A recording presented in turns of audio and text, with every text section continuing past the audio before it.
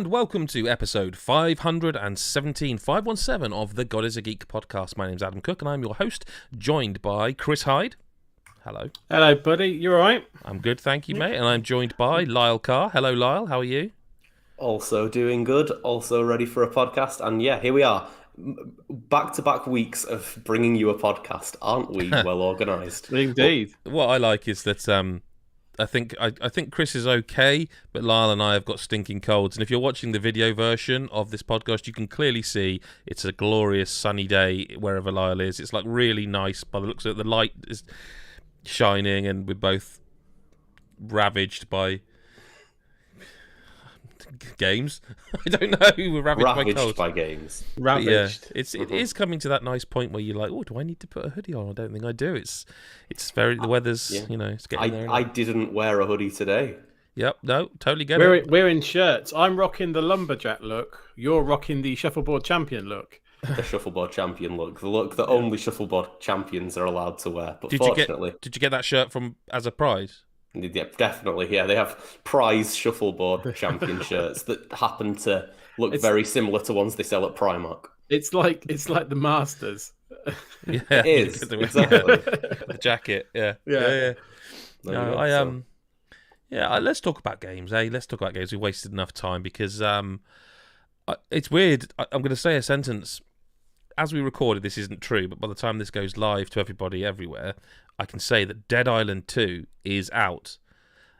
And that's remarkable because it's like one of those games that it almost became vaporware, didn't it? Like, is this a real game? Is it ever going to come out? Like, it changed development hands. You know, it was announced nearly 10 years ago. It's remarkable it's come out at all, I think. And so I want to give it like a big caveat in that what I got from, I haven't finished it yet, but I've got a good substantial amount in. What I got from Dead Island 2 is kind of what I wanted from Dying Light 2. Now, I don't want people getting angry at me for that because it's just a very personal thing. Like, Dying Light 2 is a fine game. It just didn't work for me. Like, I found like the focus on verticality didn't quite do it for me. Like, there was a lot of traversal stuff that you unlock quite late. Not early, should we say. Whereas I feel like Dead Island 2 is a bit more, it sets its stall out quite early of like the basis of what you're going to be doing. But that said, I previewed the first 5 hours like a month and a half ago. And it actually does do some stuff after that kind of surprised me quite a bit. Like, it was not what I was expecting the game to do. And then it does that again, and it kind of keeps evolving as you play it in a way that I'm not going to ever sit here and go, oh, this is one of the best games I've ever played. It's catharsis in a video game. It's going around and slicing people's heads off and electrocuting them and environmental stuff and environmental puzzles. But like when I previewed it, I never got a gun. And then kind of straight after that section of the game, I got a gun. And I thought, oh, here we go. The guns are going to be crap. And they're not, actually. The guns feel pretty good. They're quite usable. And they don't. It doesn't feel like the best shooter you've ever played. But the guns feel good. And I was using shotguns and pistols and rifles. And another one is like when early on in the game, like Mick, when he reviewed it, he was like, this game needs fast travel. This game needs fast travel. And then next message was, oh, I unlocked fast travel. So it sort of subverts but also delivers on expectations, if that makes sense. I don't really want to spoil it. This is the thing, because people have waited quite a while for this game, and there will be people who don't want to have things spoiled. It has been a long time coming. And then, like I said, it does some stuff with mechanical stuff that I really, really was not expecting. And it's a good sort of 6, 7, maybe 8, 9, 10 hours in when you unlock a mechanic, which is like, okay. There's stuff that doesn't fully make sense until you unlock it. And then you unlock it, and it's like, oh. Like, for example, they've made a big deal about the dismemberment. Yeah. And because they're selling that as a kind of cool thing where you can use your viewpoint of first-person perspective to dismember the zombies in a certain way, which is true. You can. There's actually a real reason for that, aside it just being kind of gory. Like, later in the game, there's a reason dismembering them is a good thing, a smart thing to do, And I bet even you two are probably thinking, well, yeah, it's probably a certain type of enemy that you have to... It's not even that. I don't want to spoil it, but it is kind of like, oh, well, for a game that almost is more of a shock it exists, that they did some of that is quite impressive. Like, I don't really know. I don't think anyone really knows when development on whatever this version of this game... Do you know what I mean? Like, there's been all sorts of stories about it being sort of canned became in development. this. Yeah. Like, I don't know. Did they take some of what was made and retool? Did they just go, start again, make a new game? I don't know if we'll ever know. It's a good-looking game. It runs well on Xbox. I did notice some stuff on our video that made me go a bit like, does it run better on Xbox? Because that would be unusual, I think, for this generation. But I'd certainly... people commented on the video sort of thing for that. Excuse me. But Lyle, you played a bit too. I did play a bit too, and this is a very different part of the conversation where I talk about how I played 2 hours, and that 2 hours felt very much like I was forcing myself to play a video game that I didn't want to play. There are various reasons people bounce off games. Maybe I just wasn't in the right place or something like that. But like, I found the combat to be very unsatisfying, very clunky. I didn't enjoy the flow of it at all, especially in the introductory section. You seem to need to take like 20 hits to kill a zombie, and that's a bit miserable. And then like as I got a little bit further, I was like, oh, I've got like a weapon that does electricity damage, and that like it'd take maybe 2 or 3 hits to kill a zombie, and that felt a bit nicer. But just even the general feel of hitting enemies, I didn't really enjoy. Like the sort of like almost lock on as you aim at them and things like that. I just didn't feel like it really. It didn't connect with me at all. This is really interesting to me because you also played on PS5, didn't you? I did, yes. This is really interesting to me because a lot of stuff you're mentioning, I'm like, I didn't. No, I don't know. Maybe there is. I played a few different characters when like I previewed it, and maybe they're that different. I don't know. I do know that like so some of the I don't know which character you played as, but one of them like mine is starts with like a block which you can parry with, but there are other ones that start with like a dodge. Yeah, I started with a dodge and not a block, and I didn't find the dodge to be that useful at all. No, see, so I unlocked the dodge late. You unlock it as a card later on as an ability, and I tried it because you're going to try it, and I was like, no, this doesn't work for me at all. Whereas the block, if you parry it, it brings up like a quick time event, and you then like it does the most gruesome kills, and that to me was like no. And also you can then buff that ability by like you will get health back or something for doing that. And I never found the dodge mechanic worked for me. It's like there's also a flying kick. Did you unlock a flying kick at all? I think so, yeah. Okay, so there's also like a proper full on 2-footed jumping kick which knocks them back. But there is also one where you just sort of do a jumping single kick, and that does more damage. And funnily enough, I unlocked the drop kick first, which is just great because you are drop kicking zombies through glass windows off the thing. And then I got this other one, which like it does damage. Like, well, I'll give it a go. And I played for it about an hour, and I was like, no, I'm going to go back to drop kicking zombies in. You sound like you got very unlucky. All the worst abilities. So I have a lot of questions because, so I like Dying Light and Dying Light 2. I will say my best memories. I think I actually did an article on this on the site years ago in terms of before Dying Light 2 came out about what I want from Dying Light 2.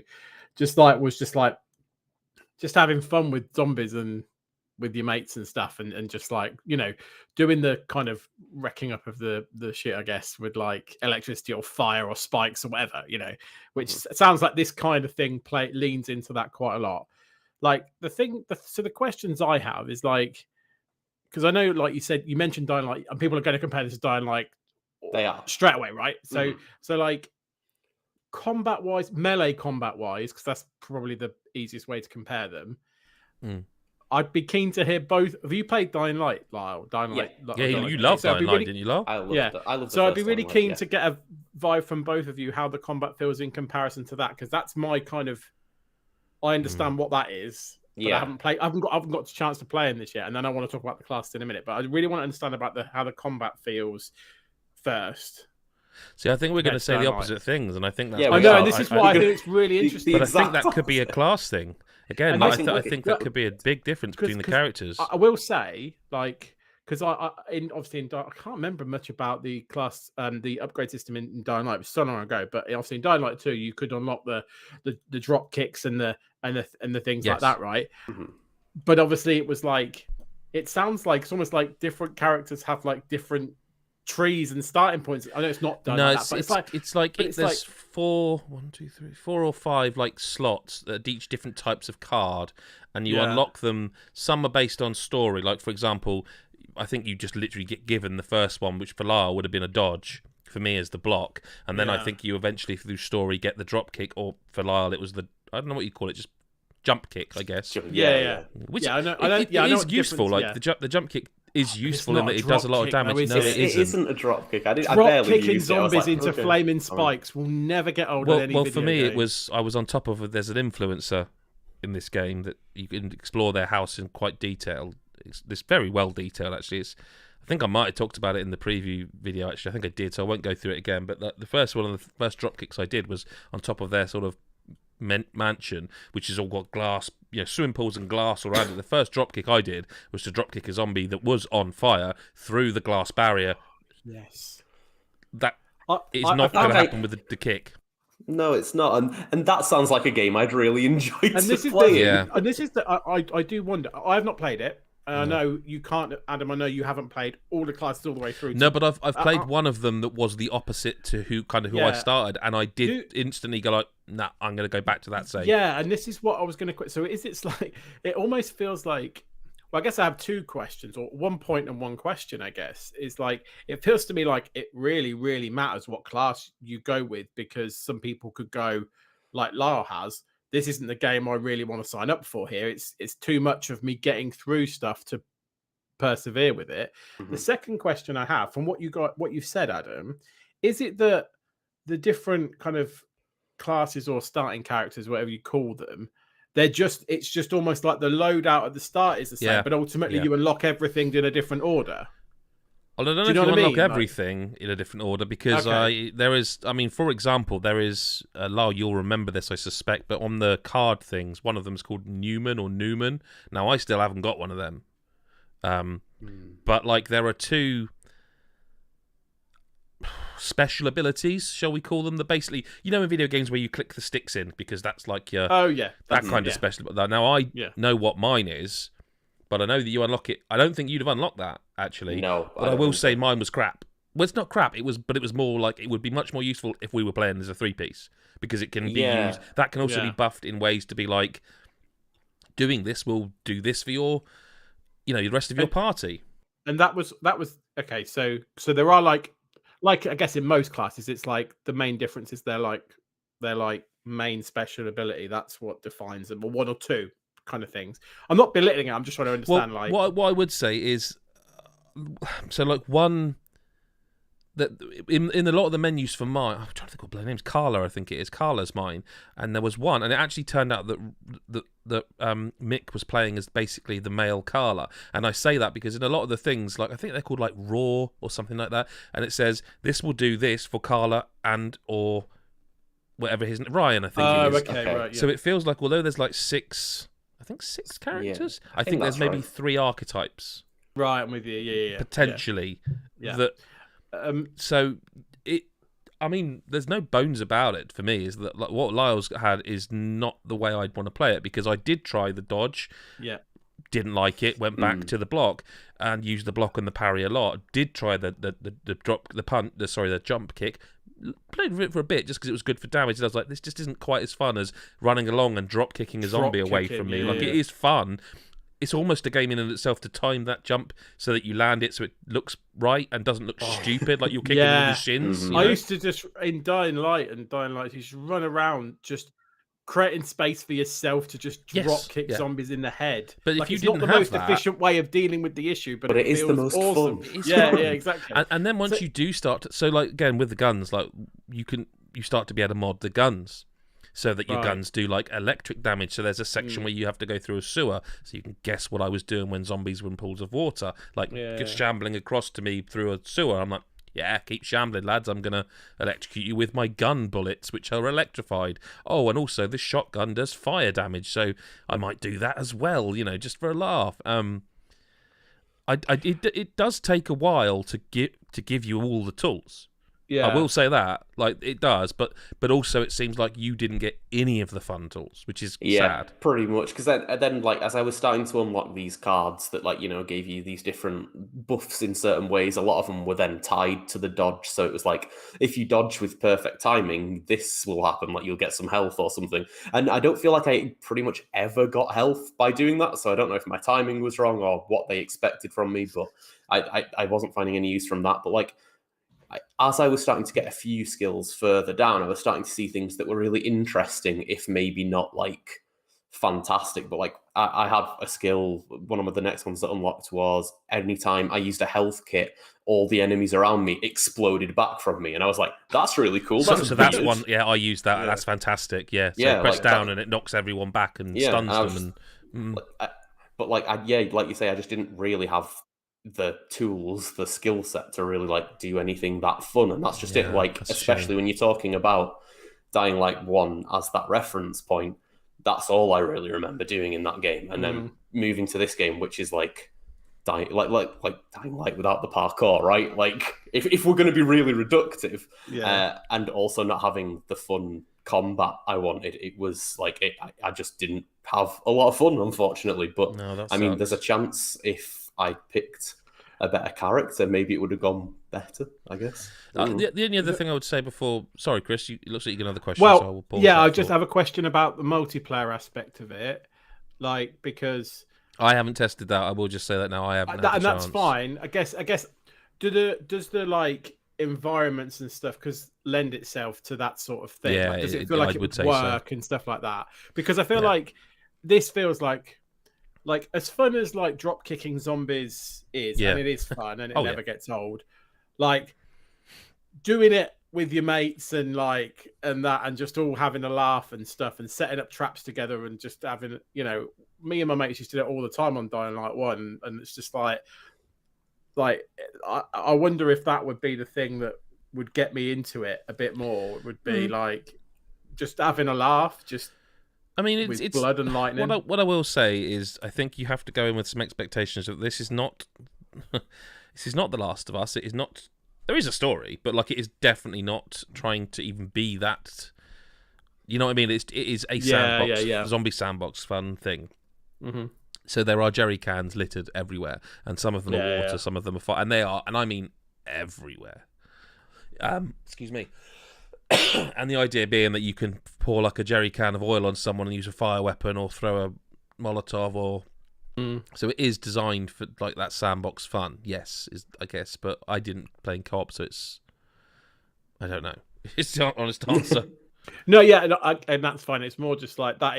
My fondest memories of Dying Light were the multiplayer stuff where we were just messing about for entire evenings. You end the session, you're like, we have accomplished nothing in the story, but that's not why we all went online together in the first place. Yeah. You're just like running around, just having fun, and loving it. So yeah.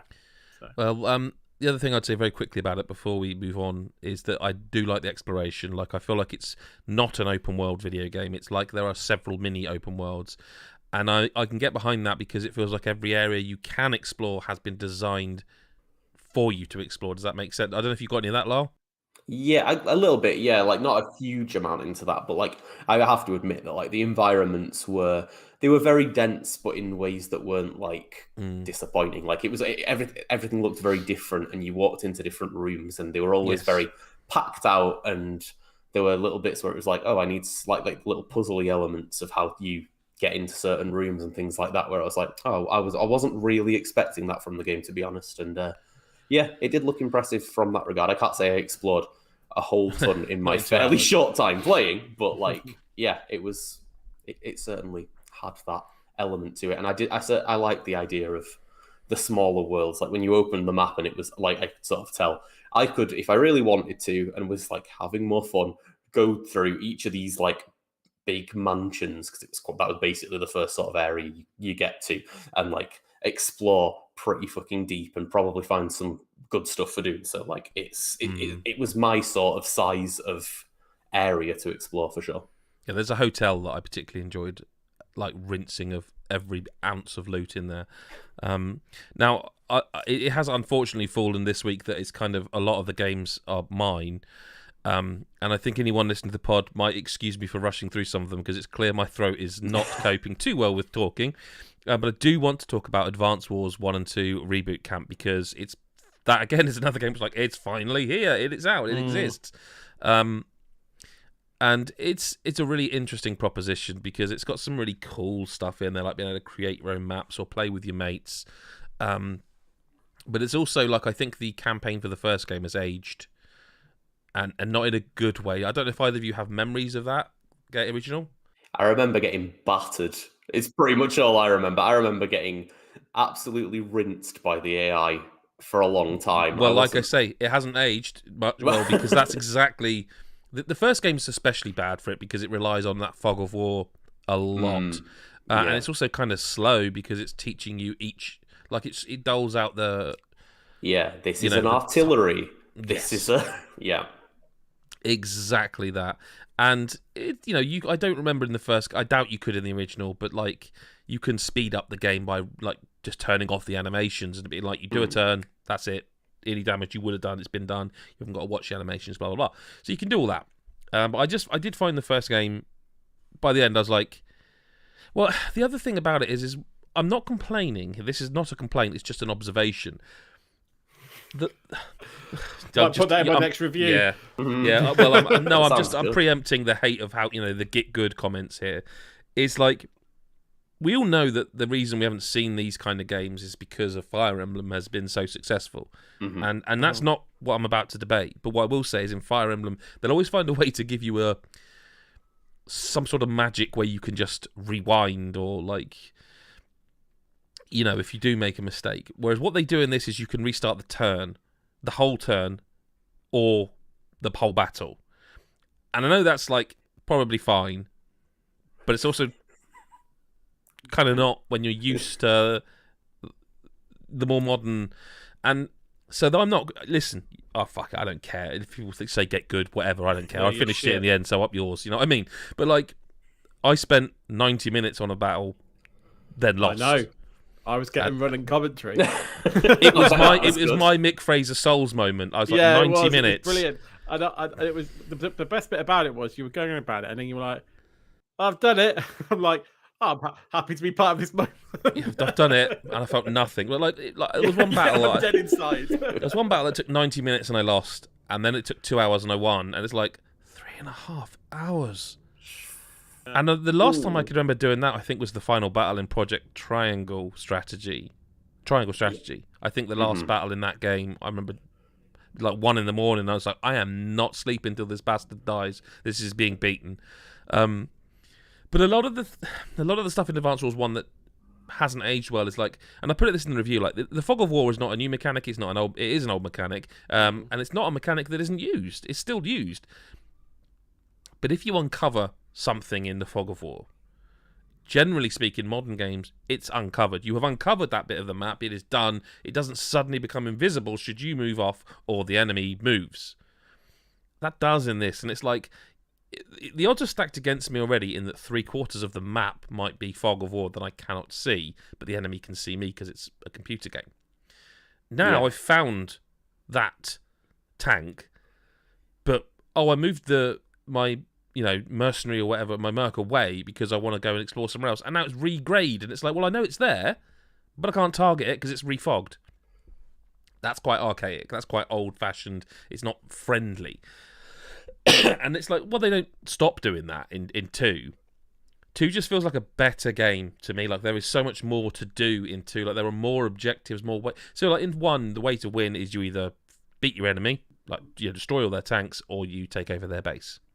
And there are variants on that, but not massively. Like, there are some missions that are like, do that in 15 turns, or do it in 10 turns, or actually that's about it. In the second game, like within the first sort of 10 missions, you have been given like half of the things you got in the whole of the first game in terms of like air, ground, sea, all that stuff. Or you've got all the units, as it were. You're discovering story. They even give you a reason to take over the bases aside for getting money. Like you can find like research which unlocks an extra level somewhere.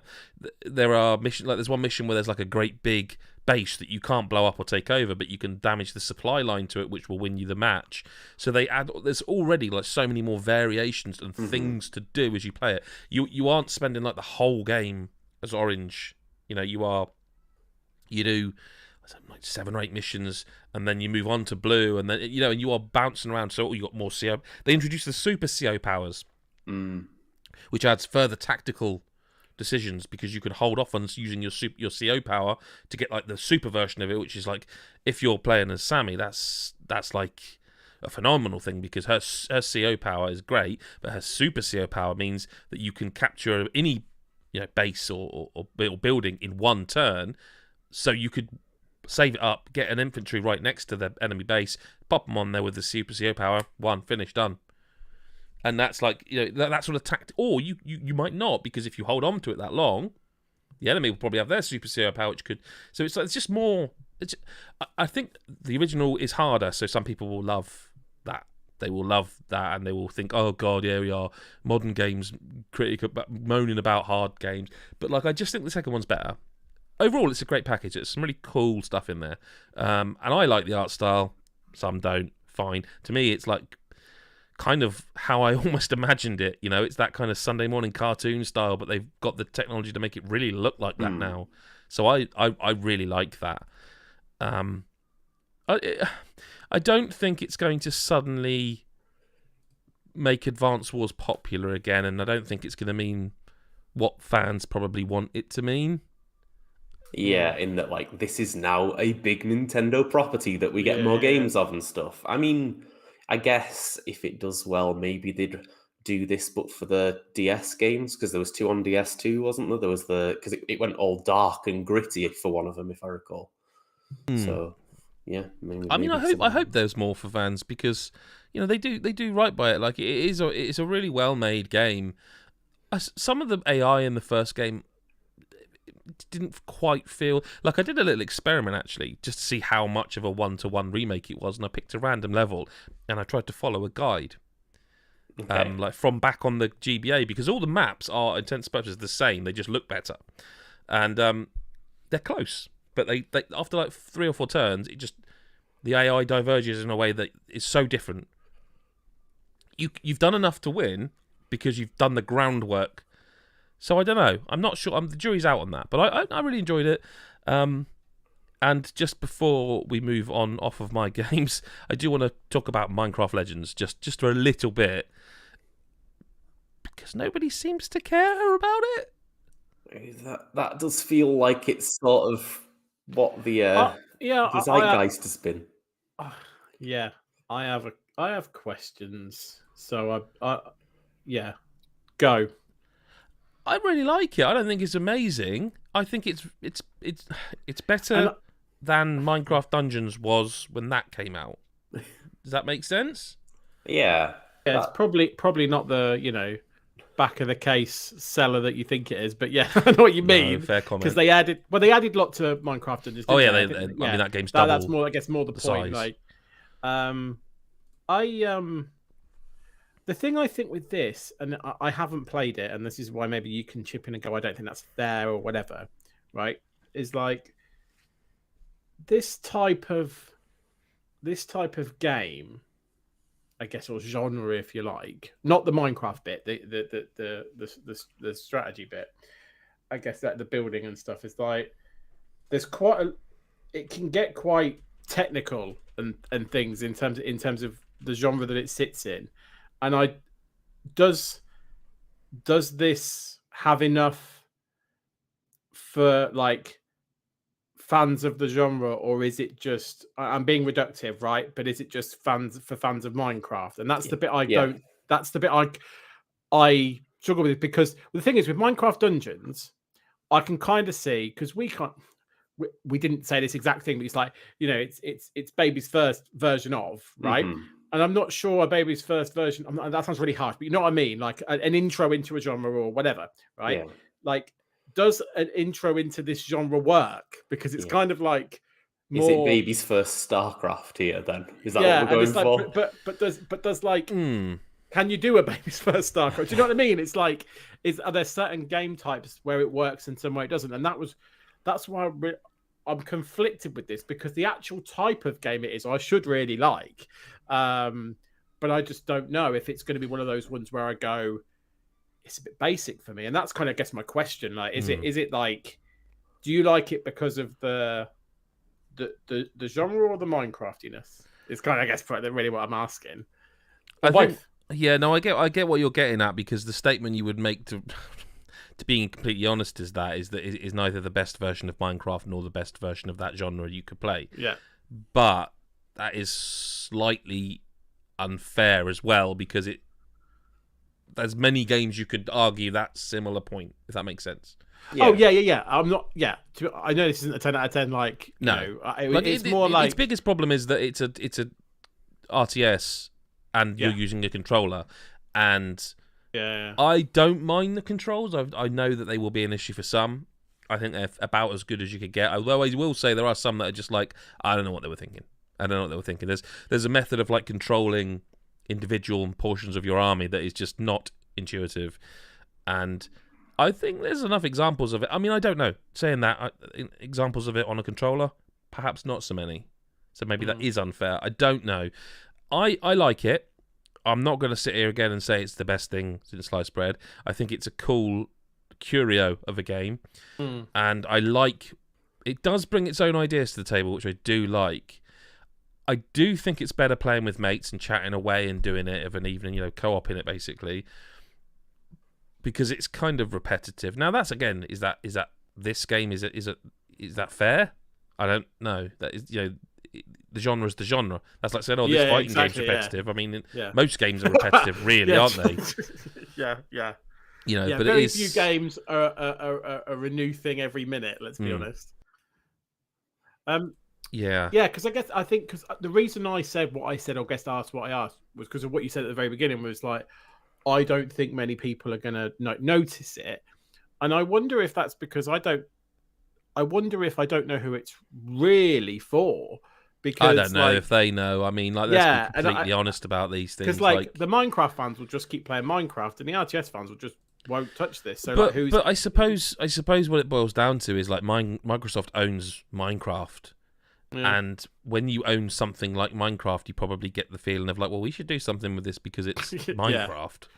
No, that's fair. Whether this is the correct thing, I mean, I don't know. There's been story adventure games like the Telltale style stuff. There's been now a dungeon crawler. There's been an RTS. At some point, will they just go, look, we're going to make Minecraft too? I don't know what the hell that would be. I do like it. I think it's odd that it seems to just be floating by, and it's as though no one cares. Given the strength of that brand, yes, it's odd that it's that strange. Quiet. I could understand like noise, and then maybe not getting the cut, like people like not being receptive to it. But I haven't even heard much noise about it, which seems a bit like a missed opportunity. Well, it's another one of those ones where it's like it's Game Pass, and I do wonder if not people are getting blasé about Game Pass, but like there's X amount of new titles every week coming to platforms, and Game Pass gets X amount every month. I've been thinking of it for a while now. It's been in the back of my mind for a while because of how games coverage goes, that like I don't know if it's sustainable to have so many new releases at the moment. Like, it feels like the busy period has now almost fully just become all the time. Like the period after summer where the games would always pick up and it would go nuts for a bit. It just feels like that one day that just happened and it just never calmed down again. And I don't know how sustainable that is for anyone, whether it's media, publisher, developer. I really don't know. Gamer. You can't play everything. Who can? This is the thing. You can't, and then you have to pick and choose. And it doesn't seem like people are picking and choosing. Well, no, this is the point, though, isn't it? Because if it is a curio, like you say, and it's just like, well, is it a massive genre? Is RTS itself not one of those genres that you're either into or you're not? Yeah, this is the thing. I think RTS, people that play RTSs, like, I imagine, just play RTSs. I think it's that kind of genre, right? So you don't just dip into it. I don't think. and yeah, there are people that just play Minecraft, I imagine, and but I don't know how many people would just dip into this, like you say, with limited time, not limited budget because it's Game Pass, but you know what I mean. Yeah. And then alongside that, you also have to take into account like how people fell off dungeons and were maybe a bit let down at, especially at launch dungeons, that maybe people would think these Minecraft spin-offs aren't really something I'm gonna keep my eye on as intently, I guess. Yeah, maybe. Totally fair as well. Well, on that note, my throat needs something in it, basically. So I'm gonna have to say, I'm gonna have to say, Lyle, talk to us about what you've been playing this week, please. I will. Okay, so I don't have a lot to talk about this week. Unusual for me, but it's one thing I did get a chance to play quite a lot of one morning recently was the new Resident Evil 4 update that includes Mercenaries, which so one of the very few things that was making me think as I was writing my Resident Evil 4 remake review. Go read it on the site. Go read it on the site. It's very good. One of the few things that was making me think I might not be able to give this a 10 because Mercenaries, this big mode I remember really enjoying, just isn't there. And then I did a little bit of a Google and they said, oh, it's coming just after launch and it's free, don't worry about it. And I was like, okay, fair. Totally justified. I am glad that's going to be a part of it. And now it's here and it's really, really good. So for anyone who hasn't played a Mercenaries mode in a Resident Evil game before, basically they are like, who are you? Who are you? What are you doing? They're basically, you have waves and waves of enemies coming after you, and you've got to survive with sort of a limited selection of weapons and different sort of power-ups and things like that, and it's on different stages and all this sort of stuff. So in this version, there are 4 characters currently. I'm going to say currently because there's definitely an omission, I think, that will at some point be there. But yeah, there's 4 characters. Yeah. Sorry, it's got something in my throat there. Carry on. Yeah, weird that. So yeah, there's currently 4 characters and 3 stages in the village, the castle, and the island. And you'll go there. There'll be waves of enemies. They'll usually be thematic to the area. So you'll be in the village, and then someone with a chainsaw will come out after a few waves of zombies, and then you'll fight more zombies, and then someone with a big hammer will come out, which you'll remember from the story. You've probably played through the game before, Mercenaries. You might even have to. You should have to. You used to have to, but I don't know. I'd already done that. But what really has... that's the kind of top quality journalism you get from Guardians of the King. Yes, it is. I don't know. I'd done that. I didn't look, okay?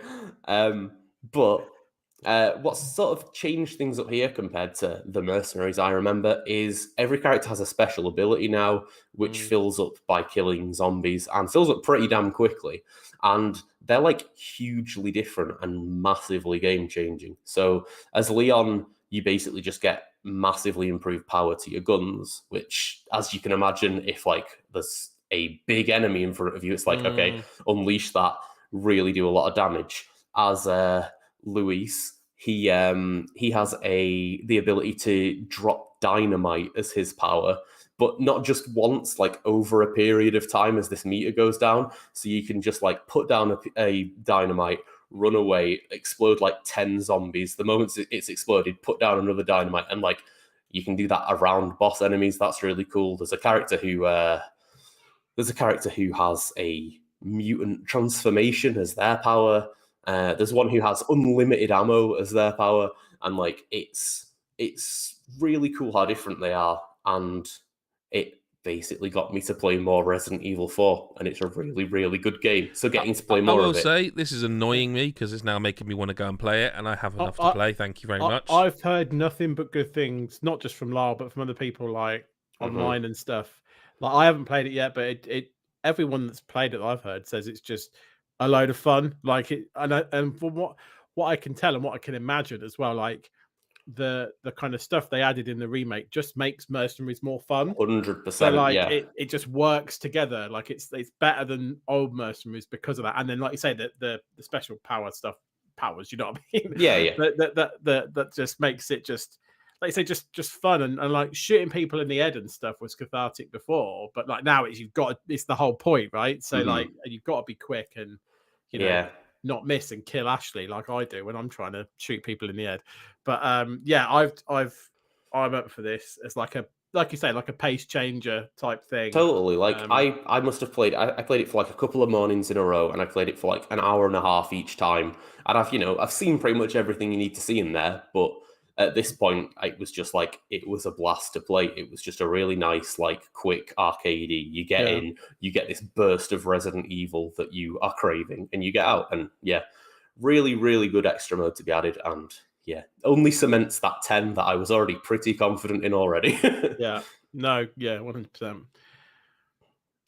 Okay, well, on that note, Chris, over to you. Should I go? Yeah. So, like, occasionally, I pay attention to what you two say. Occasionally, and also even rarer than that, I kind of follow up on a promise.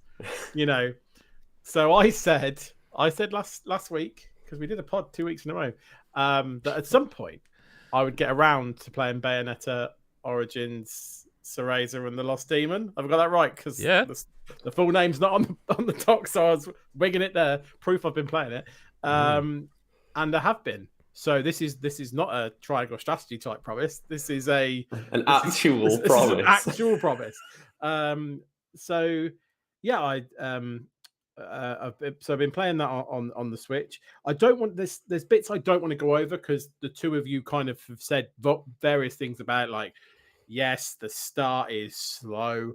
I didn't think it was quite an hour, but it is like a good at least 45 minutes of like it's not a good example of the entire rest of the game. Interestingly, I wasn't bothered by it though. I wasn't sitting there going, I can't wait for this time to end. Do you know what it reminded me of?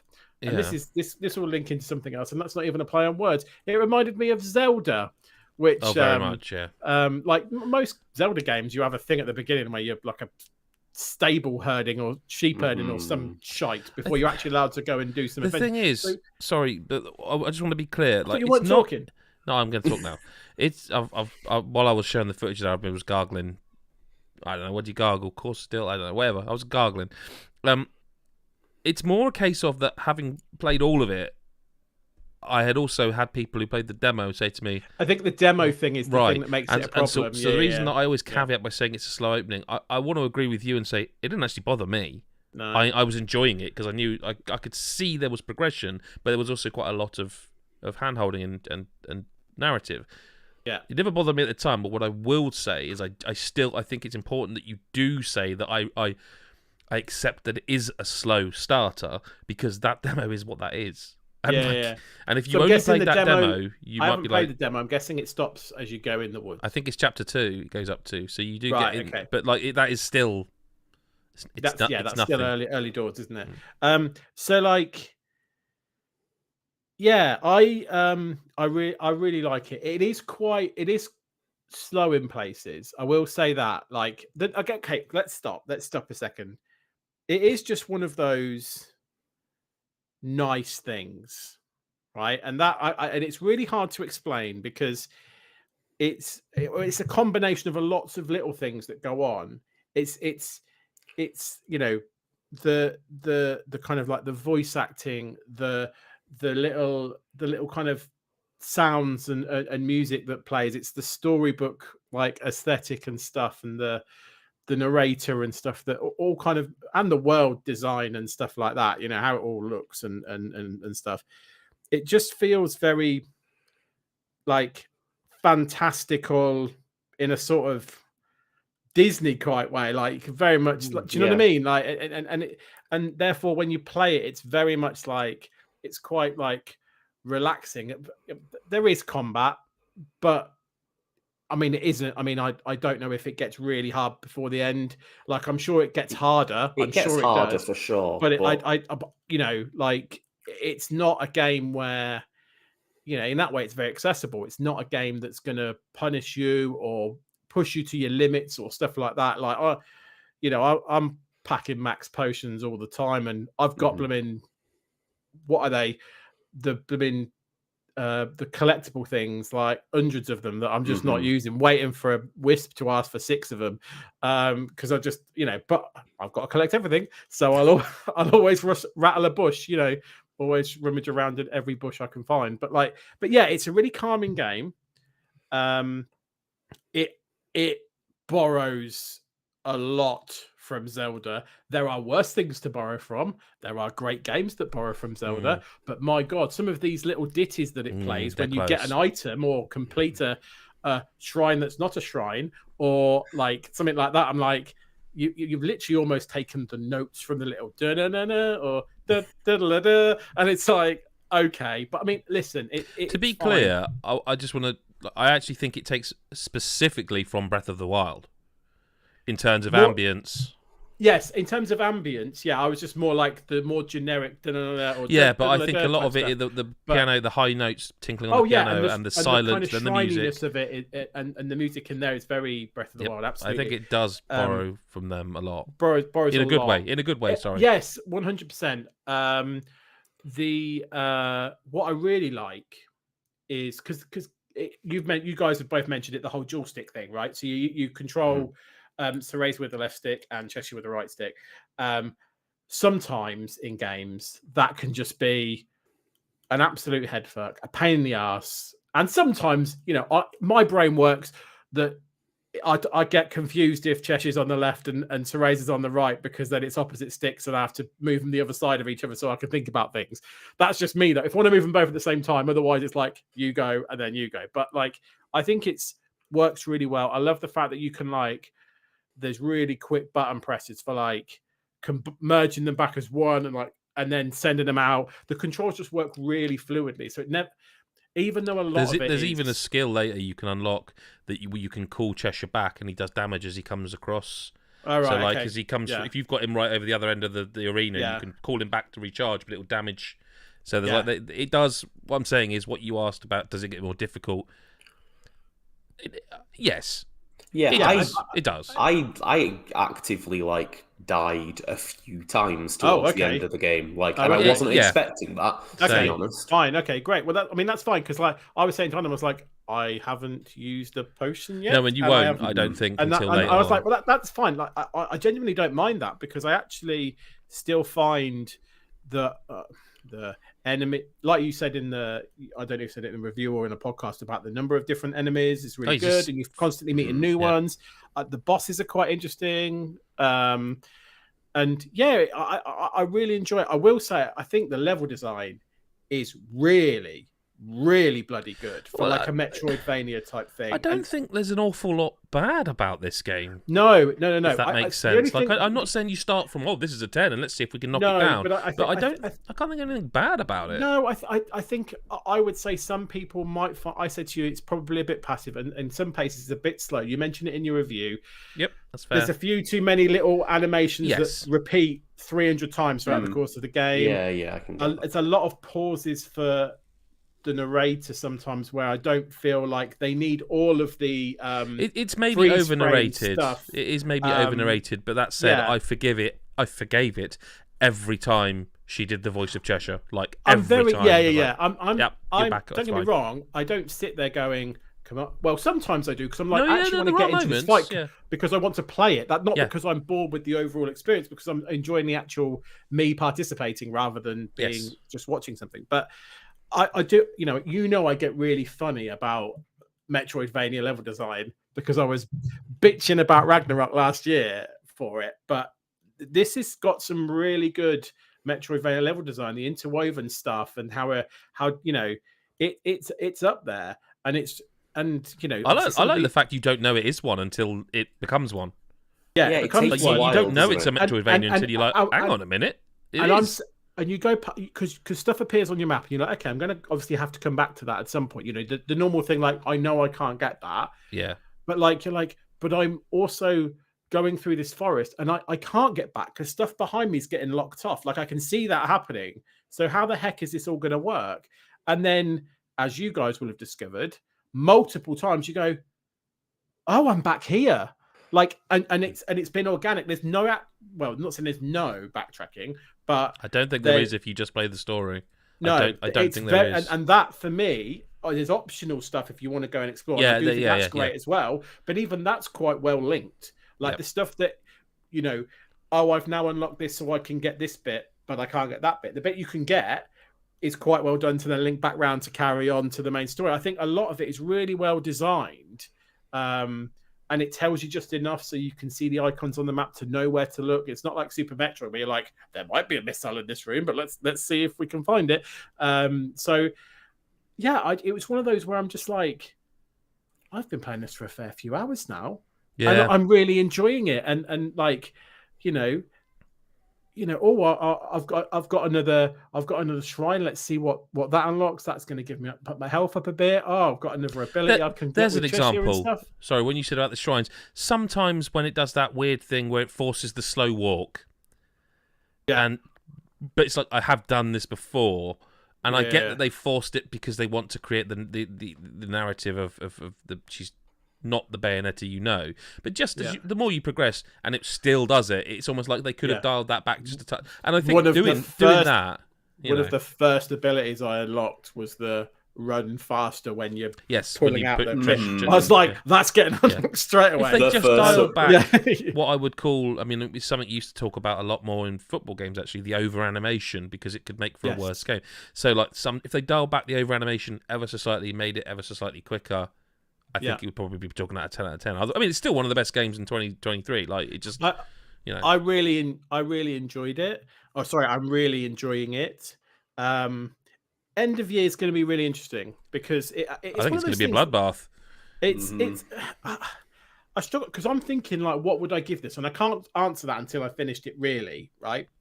Because I do want to see where it goes. As myself and Lyle, who have both finished it, I very strongly agree that you cannot give it a score. And like, this is one of those where it does some stuff so late on that is like insane that a developer was allowed to do it at all. Good, because that you're like, I don't mean this in a bad way, right? Because I do like it, but I'm not seeing the like game of the year contender. You sort of listen. So like, I don't want to spoil anything, but I will say you must have gotten an elemental power at some point so far. Yes, I have.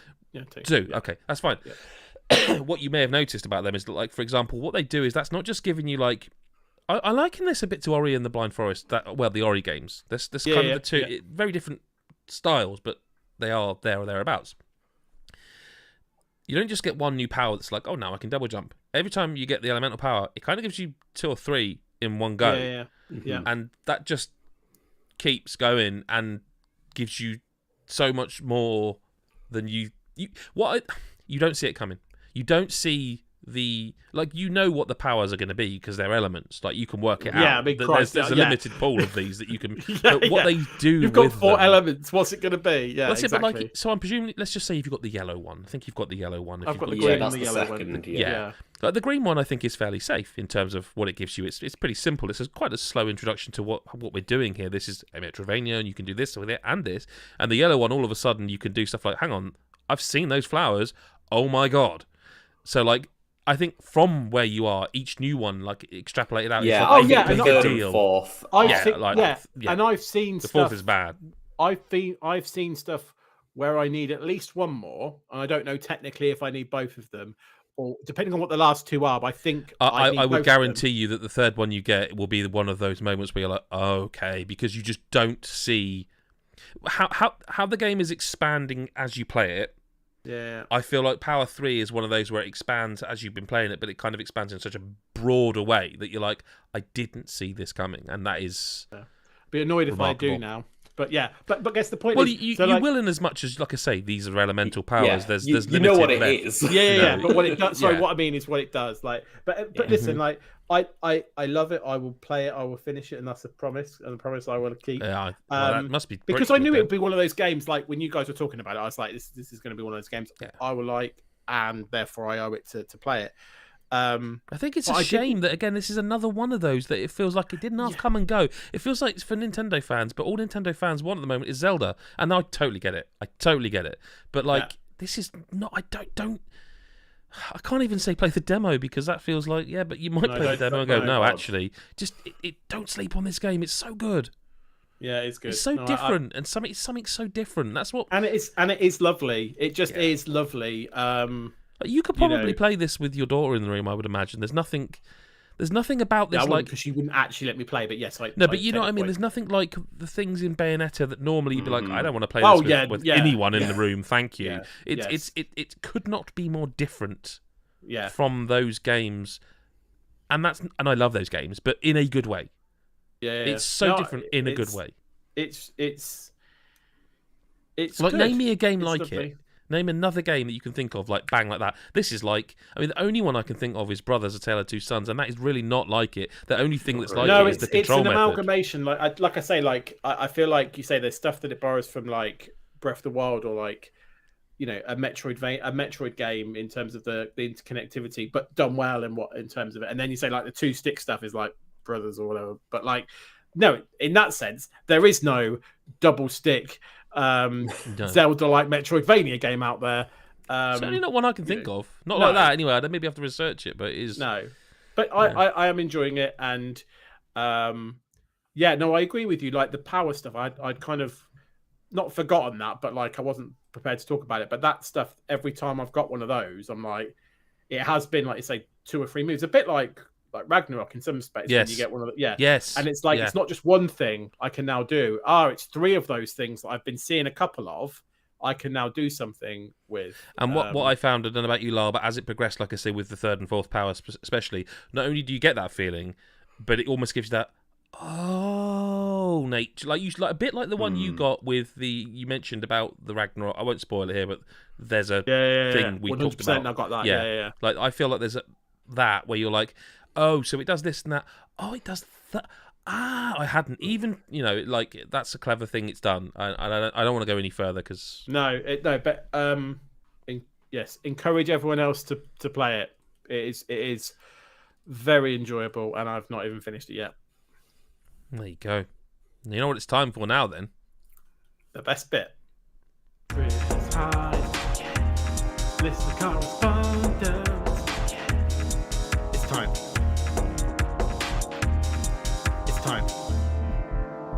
Chris Hyde. I don't want to go. I don't like. I know what you've done. Right. Okay. Let's just do this. So Bobbins McTits has a question this week. Bobbins McTits. Sorry, I shouldn't laugh at their real. No. I mean, you've got to name. question the parenting here at some point, right? Because I mean, it's bad enough having what presumably is a Scottish heritage surname of McTits, right? Which is, I mean, I imagine, in ye olde Scottish didn't mean that at the time. So it's unfortunate that as through the passage of time, it's meant, Scottish boobs. But then just to go, because presumably this person is like younger. So these parents are well aware of the surname McTits and then gone, how do we just like relieve this child from the potential of bullying and a lifetime of suffering? I know. We'll call them Bobbins. It's a great name, actually. I'm fully in support of the parents, and I do think it sounds better in a Scottish accent. I feel like you envision it with this perfect Scottish accent, and you think, "Wow, that is truly a special." Demonstrate. Oh, something along the lines of Bobbins McTits. Yeah, that sounds good, right? Yeah, it That's sounds so almost much more like than I could something ever have else, hoped for. Yeah, that was brilliant. So What's all I their will say question? I'll say to Bobbins before we get on to the question, like, we respect you here. We love you. We love your name. Welcome. Now, apparently this is the question for me. So he says... Well, let me put the camera on just you then for the video. Okay. So Bobbins asks, what's your favourite type of sausage? Chris, please, could you please read the question fully and also their name properly out of respect? Sorry. You just called them Bobbins. It's a bit personal.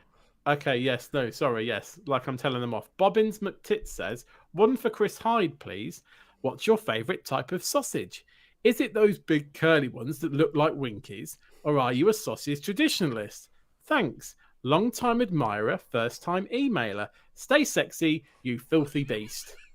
So, there's a lot to unpick there. So, can I ask a question? Well, I need to ask you guys because obviously Bobbins isn't on the show, but like That's fair. Winkies.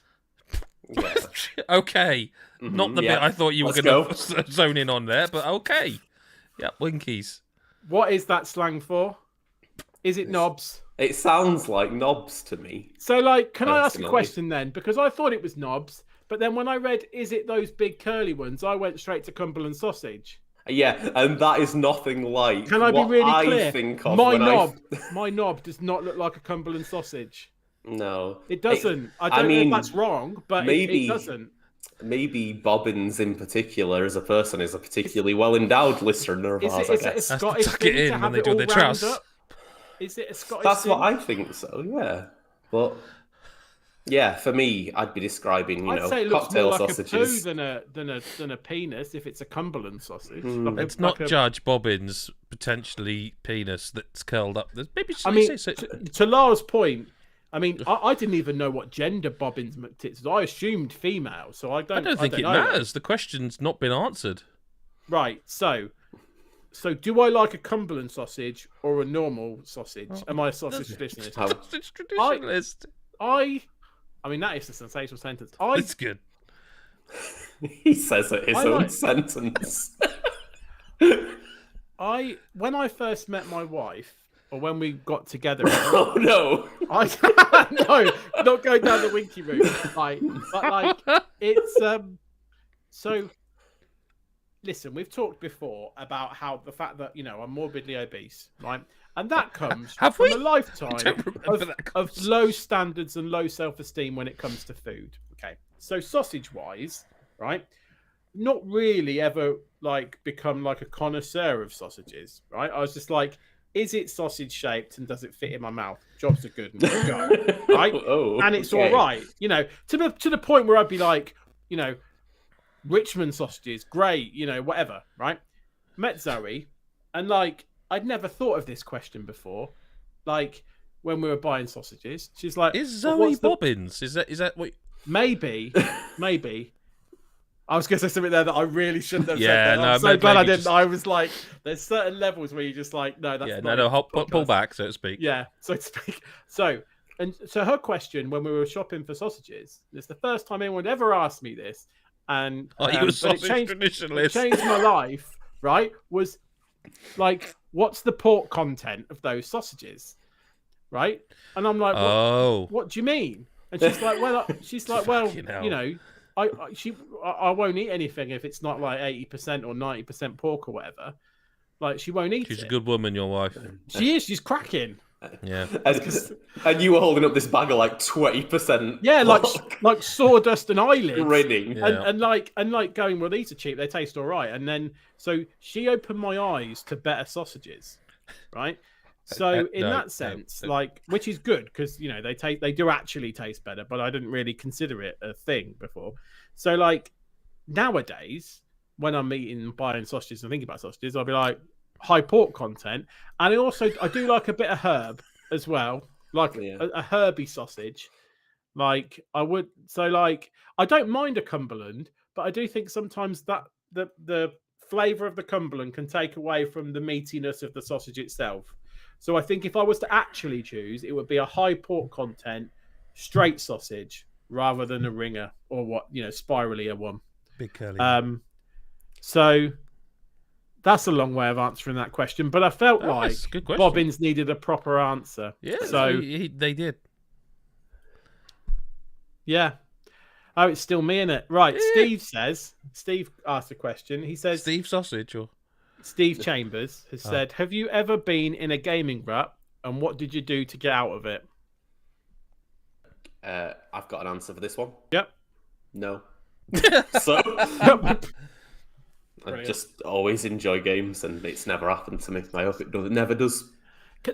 So I just wanted to.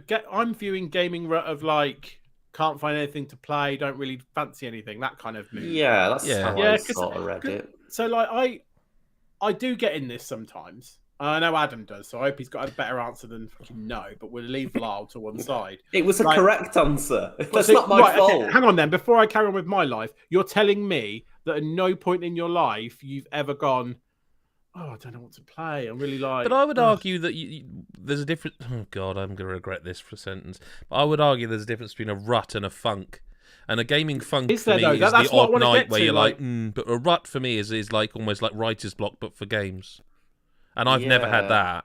Oh, but- so if that was, yeah, I'm talking more of a funk. I've never had a proper like. No, I've I don't never wanna had. play The games for, closest like- I ever came to it was after the first God of War 2018?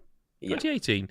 I genuinely, that game was one of those. The second I finished it, I was like, that is a masterpiece, and nothing touched the sides. Sorry, and I just was like, it took a little while. I can't remember what it was, but it was just sometimes it just took a good game.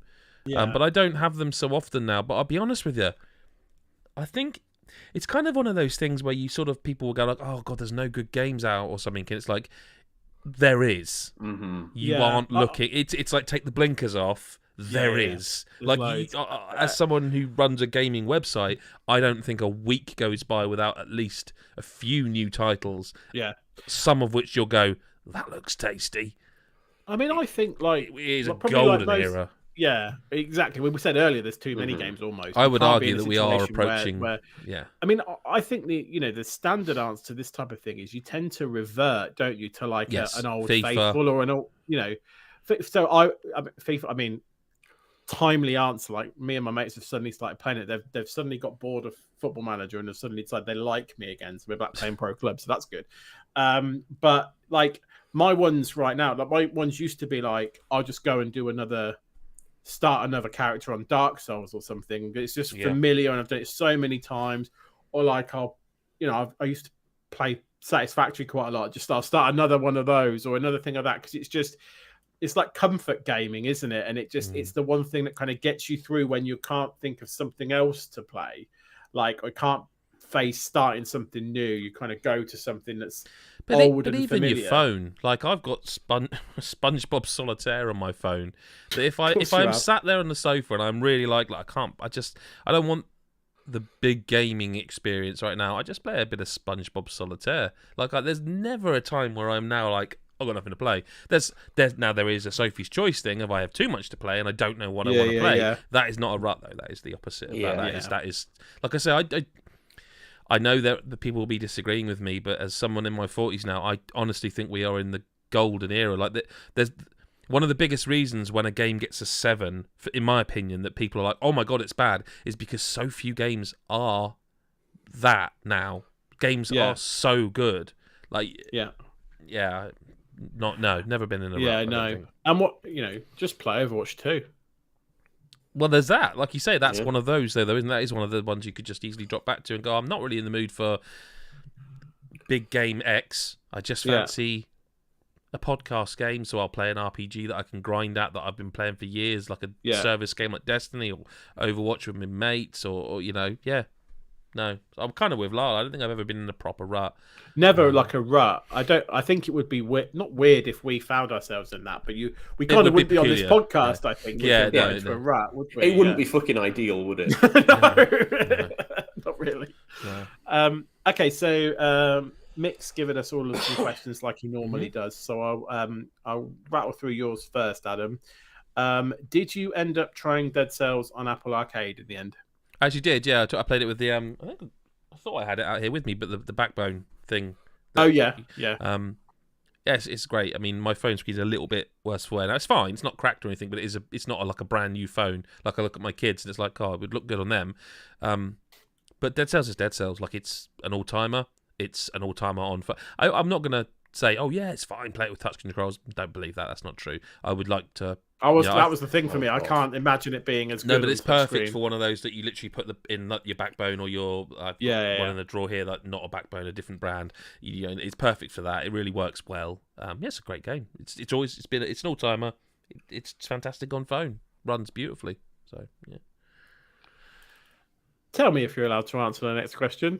Thoughts on Burning Shores if you've played it yet? Yeah, it's out now, isn't it? It's out. So was it out? Yeah. Like I've played 20 minutes. I've played probably not enough to give any real opinion. I've gone to the Burning Shores, done a bit of story. They exist, and I've saved my game. Is it a joke title of a DLC? No. I've not played anywhere near enough to have an opinion. It's I won't be able to play it until my wife has played every inch of that DLC. I mean, I haven't finished the base game, so I probably don't really have a leg to stand on with that. But I want to. I just really, really, really wish that they would stop releasing Horizon products near other big titles. Yes, I mean, they never will. I saw a joke on, I think it was Reddit, where someone was like, "Hey, I'm looking forward to when they announce Horizon Horizon 3, and it's coming out the same day as Half-Life 3." You know what I mean? Yeah, exactly. Like, come on now, stop it. But yeah, no, I like what I've played so far.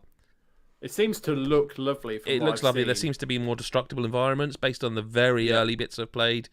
I was a bit disappointed. Like, there's a thing that happens at the end of the game that gives you a traversal method that is one of the coolest bits and one of the best things about like the post-game content. Yeah. And without spoiling that I wondered I thought maybe the DLC would, and it might still be because I've just started it, but they take that off you in a way, like it becomes unusable. And I was a bit like, this kind of stinks of kind of. Do you know when you play a sequel and you're like, well, where have all my powers gone? I was a superhero in the last game. But I think I just need to play more without spoiling anything. That's all. Yeah, no, I know what you're referring to. Yeah, I think anyone who's played the game knows what I mean. Yeah, I think that will come back. Flopping on about stuff, but yes, I know what you mean. I think that I will regain access to that, and I think there might be some cool stuff with that. But I haven't, and that's based on trailers and stuff. But I haven't played enough to, say any more. Will you be trying out Disney Speedstorm? Yeah, I already have. Cool. Next question. No, come on, just say something about it at least. One line. Box quote. I'm not sure. Yeah. That's a great quote. I'm not sure, Adam Cook. I'm not sure yet, because it does seem like a lot of DLC stuff in there. You know, it does feel a bit like Disney Dreamlight Valley in that there is a lot you can pay for.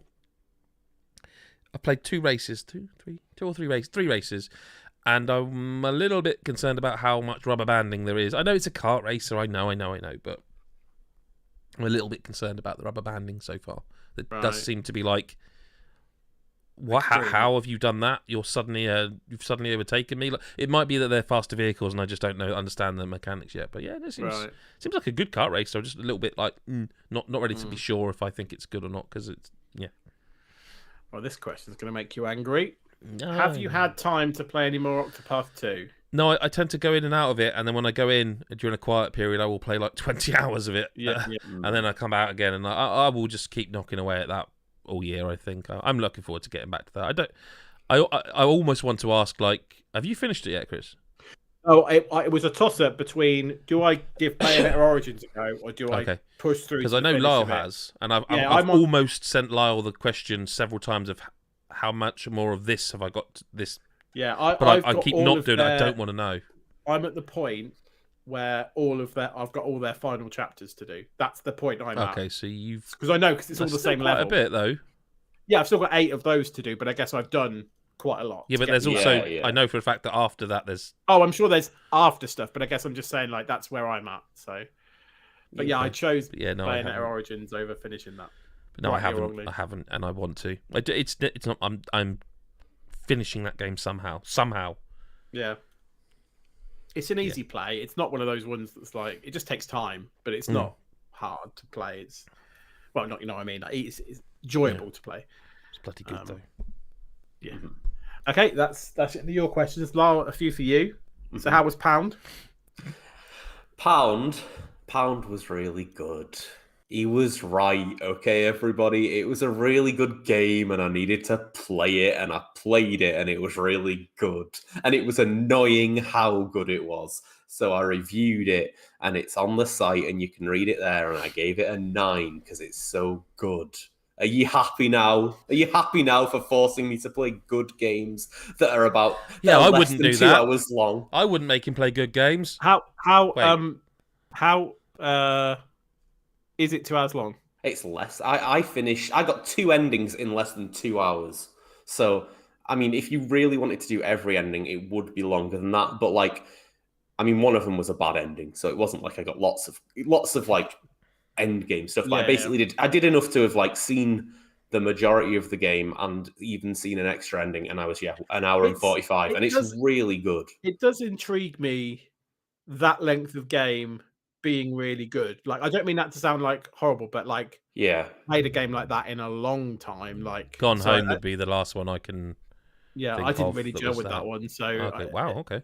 so like, yeah, I'm interested. it is. It's really cool. I wasn't expecting to love it anywhere near as much as I do. Like that sort of like 2D indie horror that like I think it was originally one of those like RPG Maker kind of jobs that's like it was beloved back in the day, and now they've like fully made it for consoles and stuff. But yeah, it's ran really good on Switch. Like literally, I woke up at 2 a.m. one in the middle of the night one time and was like, okay, I'll play Pound now, and I stuck it on for like an hour and 45 in the pitch black, just like slightly sleep deprived, and it was the perfect game to play in that exact same.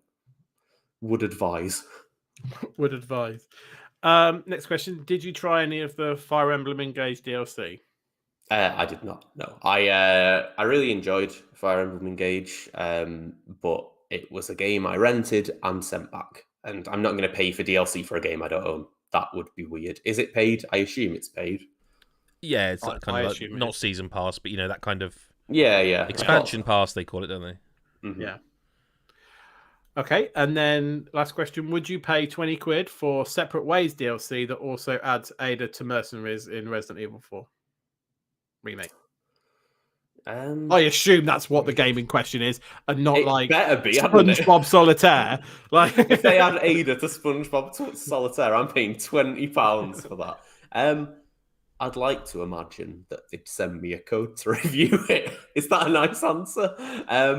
I mean, in terms of as a value proposition, I seem to recall in the past the sort of Ada chunk of the game being like a good few hours long.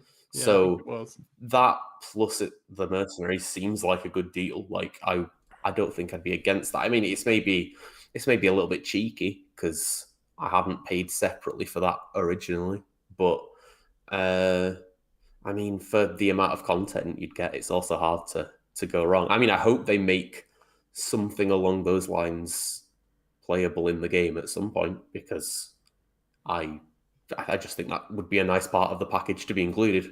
I remember it being good, although I think I did only ever play it once. So, like, compared to the main story, I can't necessarily remember it as well. But maybe that'd be even better for the remake for it to feel more fresh. But yeah, I'd probably pay that. I enjoyed the game too much not to. Questions for you next, Chris, isn't it? So Yeah. this is an interesting one: cheese and cold meat platter, or a bread basket. It's a weird comparison, really. It is, because they're very different. Yeah, I suppose one's more like to have with the starter, and the other one's more like a course. Yeah. So, like, I would not turn either of these down at a restaurant, to be honest. But I'd probably have to go cheese and cold meat platter because I feel like there's more to that. But I do love a good bread basket if the bread's warm and butter and stuff like that. But what are you oil and having with the cheese and cold meat platter if not bread? You're just going to have crackers or something, aren't you, then? I guess. Yeah, so. I suppose you probably would have bread with it, so therefore I'm winning. But like, yeah, I mean, a bread basket is underrated, I think. Like, you know, with a warm oil, an oil balsamic, or like some nice oil and balsamic, or even a nice flavored. Isn't that what we actually had when we had a meal together? I think we did have a breadboard. Yeah. I thought so. Yeah. Not just a breadboard, by the way. Yeah, I had the pizza that I used with a knife and fork, but still ate the crust first. You did actually. I didn't spot you doing it, but I wish I might go back to them and see if they got any footage of that night. PCTV. Yep. Okay, there's the sort of three questions all about the same game, so I'll kind of read them all and you can just talk about them if that's all right. So will you be playing the Xenoblade Chronicles 3 DLC next week and reviewing it? Did you listen to the new battle theme yet? And does it feel like Nintendo rushed out the Xenoblade and Fire Emblem DLC? Both were scheduled for later, but suddenly had trailers out next week. So I got a warning from Mick in a Discord that he was going to ask about this, so I actually bothered to look at the trailer for this. So now I know slightly more than I did before he said that, because I didn't see it. I think it came out yesterday, the trailer. I have more questions than answers for after seeing the trailer, quite frankly, because I don't know. I mean, Adam, I know you've played the previous games in the series, but it very much feels like I won't spoil stuff, right, from Xenoblade Chronicles 3, but they lean into some things of the previous games, right? There is references and things from the previous games in that game. Yeah. And then there's literally, from what I can see in the trailer, just the two protagonists from the first just two there games in a fight. are part of the battle party now. Yeah. And I'm just like, not only am I nursing a semi, but also like, what the fuck is going on? Like, I'm literally, because yeah. I mean, just to hear like when I heard, because I heard Shulk's name originally, because I didn't put two and two together, because he's got like in really long hair now, and he had like really short hair in the game, and I was just like, hang on a minute, have they just like called someone it like how they all called different people Link throughout the years or whatever? It's like, no, I think it's actually supposed to be the same person, and I think it's actually supposed to be the same Rex. And I'm like, I have questions about things. So to answer the starting questions, will I be playing it next week and reviewing it? No, but I absolutely have to fucking play it, because I need to know what the fuck's going on here, and I need closure for this sort of stuff. I can't have it where heroes from old games just suddenly start appearing, and I can't understand why and know what's happening. I would argue that trailer, like you say, we've gone from a week where we had like one of the best trailers I've ever seen in the Tears of the Kingdom trailer. Oh, the Tears of the Kingdom trailer was outstanding. This is not like a bad trailer, but it is like, as someone who 60 plus hours into Chronicles 3, I'm looking at this trailer going, I don't know what's going on. Yeah, I don't know what's going on. I do here. like that, because part of why I love Tears of the Kingdom was like, I actually don't know what's going on, and I quite like the fact that I'm seeing things that I want to be able to have context to when I actually play it. I mean, I know that this DLC is prior to the game Chronicles 3, yes, but that actually, again, raises more questions. For some of the things you see, it raises questions. Absolutely. Yes. It does link closer to some of the stuff that gets revealed towards the end of the game. Perhaps that's true, yeah. Which makes sense. But like, I'm all in for it. So I'm really happy that it's a thing. And, it feels like, when you had like, I guess, the DLC for 2, which was Torna, there was a link to it from the characters, but this is like dialing that up to 11 with having like protagonists from other games in it and stuff. So I've got to play it now. Like I like you said, what your face looked really weird when you watched it. It's like, yeah, because like I'm excited, but I also can't work it out. So, but I'm like really excited. I really want to play it now because I'm interested because of who's in it. So I hope it lands. And I hope it's like the feeling I had with 3, with all the characters interacting and the bants and stuff. I loved all of that stuff. So I hope it doesn't lose that by taking itself too seriously, because these characters must be this way. I really hope it doesn't do that. But like, yeah, I won't, unless you're about to drop a bombshell. I am reviewing this. But in terms of it being rushed, like, so the rush thing I think is really interesting, right? Because yes, in the sense of, I don't necessarily think that you would plan a marketing campaign where it's like bang, bang, two things competing with each other just before you're also about to launch Zelda. You'd kind of pace your things so people are thinking about Xenoblade different has things. been the series that Nintendo kind of just go, actually, it's ready now. Yeah. So we're going to release it in a month or two's time. Well, I know we said 6 months away, but it's done. So here you go. The other thing... Yes, but the other thing I was thinking of is you are right, and that's a good thing. I like that. I like it when Nintendo shadow drop stuff, because it's like, and I hope they drop Mario Odyssey 2 or something, and that'd be great. But the thing I was thinking about with this, because he does raise a good point, like, why have they done it? And it got me wondering about, again, it comes back to like, who are these DLCs for, and are they? I wonder who cares about Fire Emblem Engage right now. And who is going to care about it after Tears of the Kingdom? And the same with Xenoblade, I guess, to a degree. Like, and so I wonder if they've gone. So what I'm hearing is that you think Nintendo's got so many surprises and is so stacked this year, they've got to just get this stuff out the door, because Odyssey's next month or whatever. Well, I think there is stuff coming that we don't know about, but also I do feel like there's going to be a period that's going to actually last for quite a while, where the only thing anybody's talking about is Tears of the Kingdom, good or bad. You remember what happened with Breath of the Wild? Everyone was just fucking talking about all the stuff that they discovered and stuff. I tell you what would be the most interesting about that is that Nintendo very clearly have a marketing plan, as you say, and they release a video game each month of the year, and have done for a couple of years now, I think. There is no currently, if I recall, game announced for June. Yeah. Now, is that because they haven't announced it yet and they're going to do the Paper Mario thing they did last time? Or is it because Zelda's out and they're like, look, this is a 2-monther. This is a 2-monther. It's almost a bit like your Ragnarok thing. It's anything that happens in June is going to get lost in the ether, I think, from a Nintendo point of view. And maybe that's why they've done it like, they want to give this a bit of airtime before everyone just goes Zelda mad. It's like, so therefore, if we want anyone to care about it, and that DLC for Xenoblade in particular is... a pretty... Well, if it's like Torna, it's going to be our bloody game in itself. Yeah, but also, I guess, tying stories and stuff together, it feels like. Yep. Or at least referencing them. I don't know how big a part what we saw played, right? But, there's enough in there to go, it's like let's said the other week with Sherlock, like a universe type thing going on that they're creating or are tying up in a trilogy or whatever they're doing, that it's intentional and they want fans to see it. I would say a lot of Xenoblade fans are probably also Zelda fans. Like, I imagine there's quite a big crossover there. And all those people are going to be playing Tears of the Kingdom for 60, 70, 100 more hours from, May. So it does feel like they should have thought about that sooner. But if that is the reason, and therefore they shouldn't have gone, it's going to be age, it's going to be now. But that's probably the reason, I would say. Yeah. And it's good because you get it quicker. But that's what I reckon.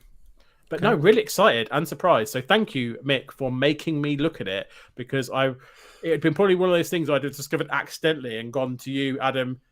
When did this get announced? And you're like, it's been out for 2 months. What are you doing? And I'm like, oh, never mind. So yeah. And at least it didn't force you to play a full game. So no, I mean, it's an hour and 45 minutes. Yeah. Okay. I've had poos for longer than that. I'll play the jingle then, shall I? Chris Hyde, listen to Correspondence. It's time.